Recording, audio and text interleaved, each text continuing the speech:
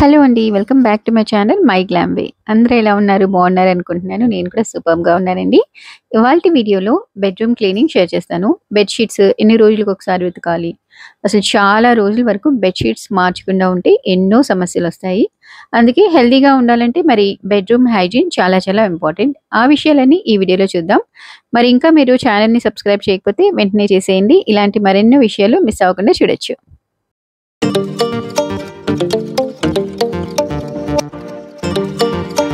నేను క్లీనింగ్ కోసం యూజ్ చేసే టూల్స్ అన్నమాట ఇవి. Microfibre dusters with long handles.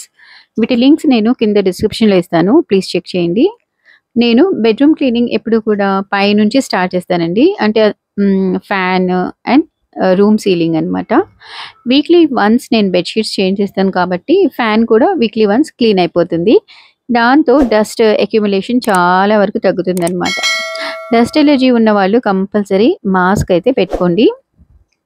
Ceiling కోసం తీసుకున్న ఈ టూల్ అయితే బాగా హెల్ప్ అవుతుందండి. ఎందుకంటే సీలింగ్ మీద, వాల్స్ మీద కూడా ఎంతో డస్ట్ ఉంటుంది. అది అలర్జీస్ రెగ్యులర్‌గా క్లీన్ చేయలేదనుకోండి మనకు పేరుకుపోతుందనమాట. దాంతో మనకు అలర్జీకి దారితీస్తుంది. సో, ఇట్లా వీక్లీ వన్స్ క్లీన్ చేసుకుంటూ ఉండాలి. అలాగే కబోర్డ్స్ కూడా పక్కన మనం బెడ్ పక్కనే ఉంటాయి కాబట్టి కబోర్డ్స్ కూడా క్లీన్ చేయాలి. ఈ డస్టర్‌తో ఈజీ అయిపోతుందనమాట పని. మనం సెపరేట్‌గా క్లాత్ అది పెట్టుకోవసరం లేదు. జస్ట్ దీంతో క్లీన్ చేసేస్తే డస్ట్ అంతా కింద పడిపోతుంది. కావాలంటే వెట్ క్లీనింగ్ తర్వాత చేసుకోవచ్చు. అది ఎప్పుడో ఒకసారి పెట్టుకుంటారనమాట డీప్ క్లీనింగ్ అప్పుడు. వీక్లీ వన్స్ అయితే ఇలా డ్రై క్లీన్ చేసేస్తాను ఈ టూల్‌తో.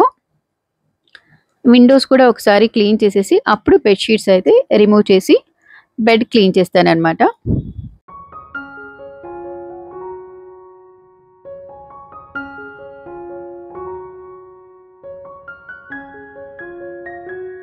మనందరి బిజీ రొటీన్ లైఫ్‌లో చాలామంది హడావుడిగా వచ్చేసి పడుకోవడమే చేస్తుంటారు కానీ, వాటిని వాష్ చేయాలన్న ఆలోచన కూడా రాదనమాట. మనం పడుకునే బెడ్ ముఖ్యంగా బెడ్‌షీట్ల మీద ఎన్నో రకాల బాక్టీరియా ఉంటుంది.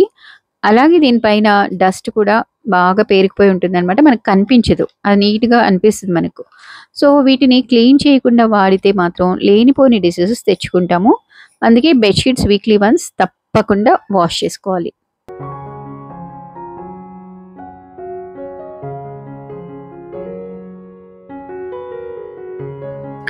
బెడ్ అంతా కూడా నీట్‌గా డస్టింగ్ చేసేసి, కావాలి అనుకుంటే వెట్ క్లీన్ చేయొచ్చండి. ఇప్పుడైతే నేను డ్రై క్లీనింగే చేస్తున్నాను. మ్యాట్రిసెస్ లైట్ వెయిట్ ఉంటే ఎండలో పెట్టొచ్చు. లేదు అంటే మాదైతే హెవీ అనమాట. సో, బేకింగ్ సోడాతో క్లీన్ చేస్తాను. బేకింగ్ సోడా కొంచెం ఇలా స్ప్రింకిల్ చేసేసి రబ్ చేసేస్తే బాక్టీరియా, జెర్మ్స్ అన్నీ కూడా పోతాయి. కొంచెం సేపు ఒక 10, 15 మినిట్స్ అలా వదిలేసి ఆ తర్వాత బెడ్ షీట్ వేయొచ్చు.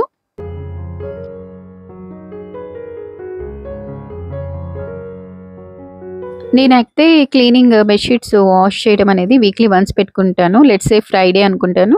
సో, ఫ్రైడే అన్ని రూమ్స్‌లో బెడ్‌షీట్స్ మార్చేస్తాననమాట. పిల్లోస్ కూడా అప్పుడప్పుడు వాష్ చేయాలండి. 2 మంత్స్‌కి ఒకసారి వాష్ చేస్తే సరిపోతుంది. నేనొక షార్ట్ వీడియో చేశాను పిల్లో క్లీనింగ్‌ది. చెకౌట్ చేయండి ఒకసారి. బాగా రెస్పాన్స్ వచ్చిందనమాట ఆ షార్ట్. ఇక మెషిన్‌లో బెడ్‌షీట్స్ అన్నీ వేసేసి అది అయ్యేలోపు కొత్త బెడ్‌షీట్స్ వేసేస్తున్నాననమాట. మీ ఇంట్లో కనుక పెట్స్ ఉంటే ఇలా వీక్లీ వన్స్ బెడ్ హైజీన్ చాలా చాలా అవసరం అనమాట. మీరు కనుక ఎప్పుడైనా సిక్ అయినా సరే రికవర్ అయిన వెంటనే బెడ్ షీట్స్ మార్చేయాలి. లేదంటే అది మళ్ళీ ఎఫెక్ట్ అవుతుందనమాట. బెడ్ షీట్స్ వాష్ చేసేటప్పుడు నేను వాషింగ్ మెషిన్‌లో బేకింగ్ సోడా కూడా యాడ్ చేస్తానండి క్లీనింగ్ లిక్విడ్‌తో పాటు. దీంతో బాక్టీరియాని కిల్ చేస్తుందనమాట. సో, హెల్ప్‌ఫుల్ అనమాట. ట్రై చేయండి. నేను డోర్ మ్యాట్స్ కూడా నేనెప్పుడు బేకింగ్ సోడా యాడ్ చేస్తాను. మీరు హెల్తీగా ఉండాలి అంటే ఖచ్చితంగా వారానికి ఒకసారి బెడ్ షీట్స్‌ని ఉతకాలి. ఎందుకంటే మన స్కిన్ నుంచి sweat, dead skin, oils etcetera అన్నీ కూడా రిలీజ్ అయ్యి బెడ్ షీట్స్‌కి అంటుకుంటాయన్నమాట. ఇవి రోజు రోజుకి పెరిగి బాక్టీరియా, జెర్మ్స్ లాగా ఫార్మ్ అవుతాయి. మీరు అబ్జర్వ్ చేశారో లేదో కానీ బెడ్ షీట్స్ చాలా రోజుల వరకు ఉతకకుండా వదిలేస్తే వాటి నుంచి మురికి ఒకలాంటి స్ట్రేంజ్ స్మెల్ వస్తుంది. దీనికి కారణం బాక్టీరియానే. కాబట్టి బెడ్ షీట్స్ కంపల్సరీ వాష్ చేస్తూ బెడ్ హైజీన్ మెయింటైన్ చేయాలి. మన బాడీలోంచి స్పెషల్లీ హెడ్‌లోంచి ఆయిల్స్ అనేవి రిలీజ్ అయ్యి పిల్లోస్ కొంచెం యెల్లోయిష్‌గా మారుతూ ఉంటాయి గదా! అందుకే నేను 2 కవర్స్ వేస్తాననమాట. Double cover. లోపల ఒకటి పాత కవర్ వేసేసి పైన ఏ బెడ్‌షీట్ అయితే ఆ బెడ్‌షీట్ కవర్స్ వేసేస్తాను. ఆ తర్వాత నేను నాప్థలిన్ బాల్స్ కూడా వేస్తానండి. దీంతో మనం బాక్టీరియాని అవాయిడ్ చేయొచ్చనమాట. మంచి స్మెల్ కూడా వస్తుంది కదా! సో, బెడ్ కింద గానీ, మ్యాట్రెసెస్ కింద గానీ, పక్కన గానీ అలా కొన్ని ఆహ్, క్యాంఫర్ బాల్స్ అయితే పెడతాను.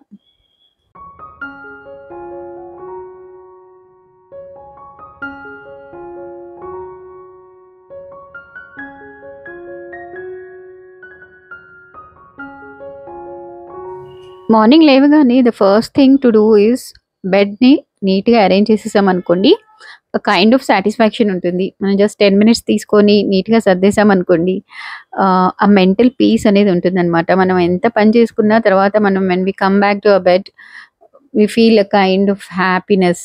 లేకపోతే బెడ్ చిరాగ్గా ఉందనుకోండి, దాని మీద బట్టలు అవి ఉంటే మనకు మైండ్ కూడా చిరాగ్గా అనిపిస్తుంది. సో, నాకైతే స్పెషల్లీ అస్సలు నచ్చదండి. బెడ్‌రూమ్ ఎంత నీట్‌గా ఉంటే అంత పీస్ ఆఫ్ మైండ్ ఉంటుందనమాట. And that two I add కొన్ని గ్రీన్ ప్లాంట్స్ అయితే యాడ్ చేస్తాను. దాంతో మనకు ఆక్సిజన్ కూడా చాలా బావుంటుంది. రిఫ్రెషింగ్‌గా ఉంటుందనమాట. అండ్ రూమ్ ఫ్రెషనర్స్ తప్పకుండా వాడాలి. వీడియో హెల్ప్ అయితే ప్లీజ్ డూ లైక్. ఇలాంటి వీడియోస్ ఏమి మిస్ అవ్వకుండా ఉండాలంటే ఛానెల్‌ని సబ్స్క్రైబ్ చేసుకోండి. And please give a like friends. ఇలాంటి ఇంకో మంచి వీడియోతో మళ్ళీ కలుస్తాను. Until then take care. Bye by.